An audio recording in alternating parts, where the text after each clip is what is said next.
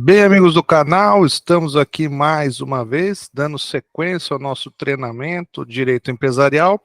Hoje falaremos sobre títulos de crédito e, mais propriamente, a letra de câmbio, para exemplificar para vocês e dar os prováveis e os possíveis conceitos através da parceria do meu amigo Gabriel, doutor Gabriel, e aqui o André Barreto, quem vos fala. Boa noite, Gabriel. Boa noite, André. Boa noite, pessoal. Prazer novamente estar aqui com vocês. Vamos dar início aos trabalhos de hoje. É isso aí. Falando um pouco de letra de câmbio, né, que é o tema de hoje, a letra de câmbio é um título cambial e contém uma ordem de pagamento. O sacador emite a letra de câmbio para que o sacado pague ao beneficiário o valor de uma determinada obrigação. É título abstrato e consiste em ordem de pagamento. A sua disciplina é feita através do decreto número 57663 de 66 e internalizou a lei uniforme das letras de câmbio e notas promissórias estabelecida na Convenção de Genebra. Bom, aquilo que a gente já comentou, né, André? Falando um pouquinho do histórico da letra de câmbio, ela é a antecessora, por assim dizer, do cheque. Era muito comum antigamente, como uma forma de negociação, notadamente empresarial, comercial, né, para evitar, inclusive, de sabores em termos de segurança, em termos de comunidade, na transferência e na circulação das riquezas. Então, ela consistia num título, né, e nós comentamos na aula passada, ainda que de maneira mais implícita, né, e um dos princípios que rege os títulos de crédito é a cartularidade. Então, é necessário que exista um documento, via de regra, se o documento tem uma forma prescrita em lei, então há um formalismo, ainda que esse formalismo não seja muitas vezes extremamente rígido, ou seja, a fórmula pela fórmula, né, ou seja, a forma pela forma, melhor dizendo, mas, entretanto, é necessário que exista uma forma e que os requisitos legais estejam observados, né? A gente comentou também da executividade, então da possibilidade de você levar esse título ao Poder Judiciário para que seja promovida a execução desse documento, portanto, cobrando a obrigação nele estabelecida. A gente comentou também da abstração, da autonomia, quer dizer, essa desvinculação do negócio jurídico, da relação jurídica base, né? Então, a partir daí, o título de crédito ele tem a possibilidade de circulação de maneira autônoma, de maneira independente, né? A gente falou também da questão da literalidade, ainda que também é en passant, né? Ou seja, é necessário interpretar os títulos de crédito de maneira literal, né? Então, nós damos uma interpretação que a gente fala de declarativa ou declaratória, por assim dizer. Não podemos expandir ou aumentar o sentido semântico dos elementos contidos nessa cártula, né? E aí, como o André bem já colocou o slide, né, nós temos um exemplo, tudo que a gente está comentando desde ontem e também dando continuidade hoje, pessoal, é uma teoria geral dos títulos de crédito. Então, algumas noções gerais, conceitos, princípios, algumas características, algumas implicações, né? E hoje a gente vai dar início, então, aprofundando um exemplo para ficar mais claro tudo isso que a gente está falando com uma letra de câmbio. Então, vocês podem observar aí no slide, né, um exemplo de uma letra de câmbio, claro que é uma referência só para a gente ter uma noção dos elementos essenciais. Então, a gente percebe que existe ali, né, uma construção de acordo com o decreto que o André fez menção, então todos os requisitos ali para que nós tenhamos uma letra de câmbio, né? Então nós temos a menção ao valor, a menção ao vencimento, né? A questão do sacado, ou devedor, que é aquele responsável por dar cumprimento àquela obrigação contida na cártula, né? Nós temos também o aceite, eventualmente, né? Então a aquiescência, a assinatura dessa pessoa, do titular, ao endereço que pode ser feito o pagamento, né, seja no domicílio do credor ou no domicílio do devedor, né, e aí vai depender se há uma convenção entre as partes a respeito de onde que haverá o pagamento, ou se não houver essa menção, fica a regra geral contida na nossa lei civil, né. Tem também a descrição dos documentos, né, dos elementos essenciais, do sacador, que é aquela pessoa favorecida, aquela pessoa que vai retirar o pagamento, né, o valor correspondente na cártula. Vamos ver mais o que tem aqui expresso. A gente tem também né, os elementos, aí o endereço, o documento, justamente para identificar. E a gente viu também que há títulos de crédito, pessoal, que são nominativos, né? Então, eles têm uma característica de pessoalidade. Então, a sua circulação, ela é possível, né, mediante aquilo que a gente conhece como endosso, né? Então, o endosso nada mais é do que essa transferência do título a uma terceira pessoa. Esse endosso pode ser em branco ou pode ser, né, em preto, né, quando há identificação do endossatário, né, daquele que está recebendo o título por último.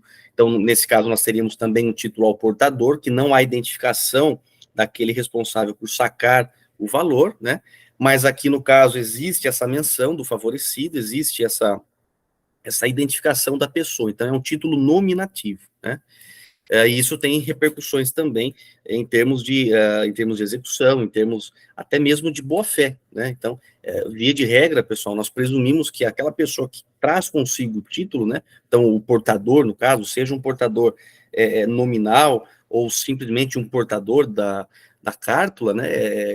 Há uma presunção de que ele está de boa-fé, a menos que exista um conluio, uma má-fé por trás dessa pessoa para que ela possa fraudar a lei, fraudar credores e assim por diante, né? André, você quer complementar? Fica à vontade. Acho que cabe também a gente fazer uma observação aqui, Gabi, sobre a questão do endosso, né? Você bem comentou a respeito do em branco ou em preto, né? Quando em preto é que você está designando a pessoa a qual vai ser o endossado, né? E esse endosso também, ele deve ser feito no verso, né? Isso, perfeito. Da letra de câmbio. Caso seja feito na parte da frente ou no anverso aí, né, também deverá ser citado deve constar a palavra endosso, né, para deixar bem designado essa questão. Isso. Temos a condição do endosso póstumo também, né, que a gente tem efeitos apenas de cessão de crédito, né, para que a gente tenha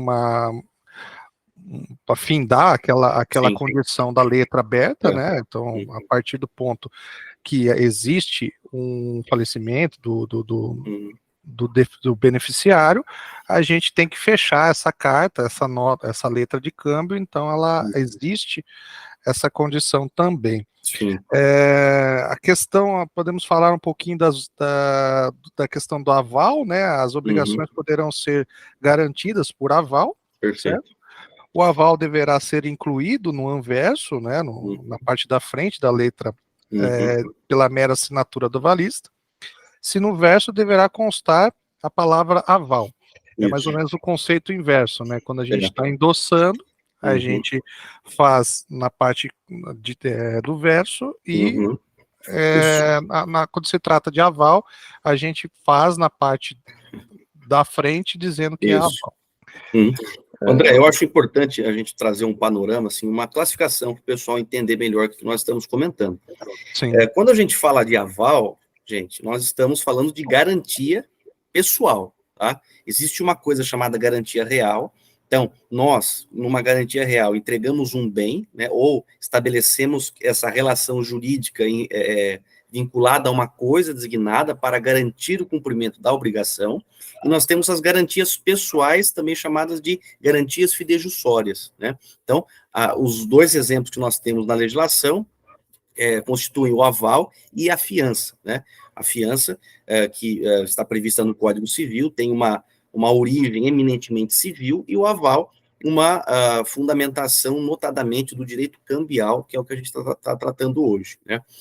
Vale dizer que a fiança, ela tem também uma nota distintiva em relação ao aval, que é a existência de benefício de ordem, né? Então, imaginemos o caso de um contrato de aluguel. O fiador, né, que se responsabiliza pelo pagamento da obrigação locatícia, essa pessoa, ela tem o benefício de indicar primeiro a execução, a cobrança do devedor principal, para que depois o credor venha, né, sobre o seu patrimônio. No caso do aval, há uma solidariedade, ou seja, o credor pode demandar de qualquer pessoa, tanto do devedor principal, que é aquele que consta na cártula, né, no título de crédito, ou também do avalista, né? E uma outra questão interessante, que é um ponto em comum com a fiança, é a necessidade de outorga do cônjuge, também chamada de outorga marital ou outorga uxória. O que é isso? Para que eu, num exemplo hipotético, para que eu possa ser avalista num título de crédito, né, é necessário, se eu for casado, que eu tenha a concordância da minha esposa, que eu tenha a sua aquiescência, né, sob pena de não valer esse aval, essa espécie de garantia pessoal, né, que, no caso da fiança, acaba existindo uma relação acessória, né, é um contrato acessório ao contrato principal, e no aval tem essa característica de ser algo que constitui o próprio uma garantia incerta na própria cártula, né, apesar de ter uma relação de acessoriedade. Mas então é necessário observar a outorga uxória, a autorização do cônjuge. Outro ponto que a gente pode observar aqui também é que na apresentação da letra de câmbio, né, para pagamento deverá ocorrer na data do vencimento, né? Isso. Se não ocorrer nessa data, o beneficiário ou tomador perderá o direito de regresso contra os demais. Se tiver sido ou não for, se não for paga, o tomador poderá cobrar demais coobrigados, mas apenas após o protesto da letra. O protesto por falta de pagamento é obrigatório para a cobrança dos coobrigados, endossantes, avalistas e sacadores. Então, tudo isso que a gente mensurou, até então a gente deu uma explicada, é importante a gente entender que é um título formal, né? Uhum. Onde depois nós podemos também fazer as cabíveis trâmites jurídicos para poder fazer a cobrança desses títulos em si. Sim. Perfeito? Perfeito. Creio que ficou alguma dúvida, será, Gabi? Acho que deu para dar Eu acho que deu para dar um panorama geral. Gente, geral. A nossa pretensão aqui não é nem perto assim, de esgotar o tema, né? Então, a nossa ideia de verticalizar o assunto, ela é muito limitada, né?